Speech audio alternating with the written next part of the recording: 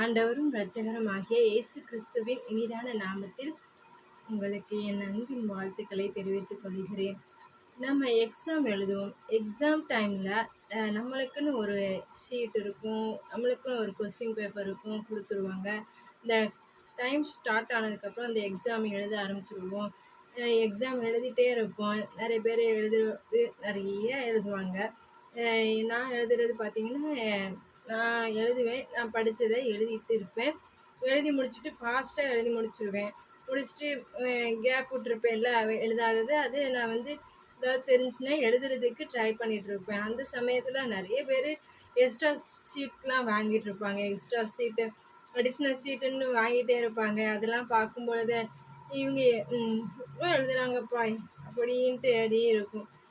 நம்மளுக்கும் எழுதணும் ஆர்வமாக இருக்கும். அப்படி ஆர்வமாக இருந்திருக்கேன்.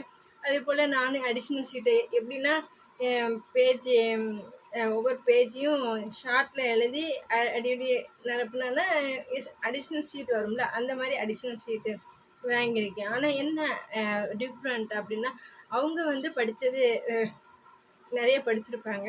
நம்ம படித்தது ஷார்ட்டாக நான் படிச்சிருக்கேன். அவங்க படித்தது ஞாபகம் உள்ளது எல்லாத்தையும் எழுதிடுறாங்க. நம்ம படித்தது தெரிஞ்சது ஞாபகம் உள்ளதை நம்ம எழுதிட்டுருக்கோம். அதனால் அவங்க நிறைய பேப்பர் எழுதுகிறாங்க, நம்ம அடிஷ்னல் ஷீட் எழுதுகிறாங்கன்னு சொல்லிட்டு நம்மளும் அதே போல் ஃபாலோ பண்ணால் மார்க் அதே மாதிரி அவங்களுக்கு வர மார்க்கு நம்மளுக்கு வராது. ஏன்னா அவங்க எழுதின ஆன்சர் வித்தியாசமாக இருக்கும், நம்ம எழுதின ஆன்சர் வித்தியாசமாக இருக்கும். அதனால் அப்படி நம்மளுக்கு தெரிஞ்சதை நம்ம செய்யும் பொழுது நம்மளுடைய மார்க் நம்மளுக்கு கிடைக்கும்.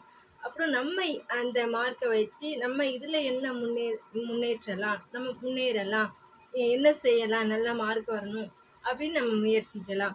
சரி, வசனத்தில் நீதிமொழிகள் 21:31 வாசிக்கிறேன். குதிரை யுத்த நாளுக்கு ஆயத்தமாக்கப்படும், ஜெயமோ கர்த்தரால் வரும் என்று வேதத்தில் குறிப்பிடப்பட்டிருக்கிறது. அப்புறம் குதிரை யுத்த நாளுக்கு ஆயத்தமாக்கப்படும் சொன்ன அப்போ நம்மளுடைய ஆயத்தம் மட்டும் தான் படுத்துக்கணும். ஜெயம் கர்த்தர் நமக்கு கொடுப்பாரு. இவ்வளோ அவங்களே மாதிரி எழுதுனா அவங்க எழுதின மாதிரி மார்க்கு நம்மளுக்கு கிடைக்காது. நம்ம ஆயத்தப்படுத்தணும். ஆயத்தப்படுத்தி நம்ம செய்யும் பொழுது ஜெயம் கண்டிப்பாக நிச்சயம் கிடைக்கும். இந்த வீடியோ உங்களுக்கு பிடிச்சிச்சுன்னா லைக் பண்ணுங்கள், மறக்காமல் சப்ஸ்கிரைப் பண்ணிடுங்க. தேங்க்யூ. God bless you.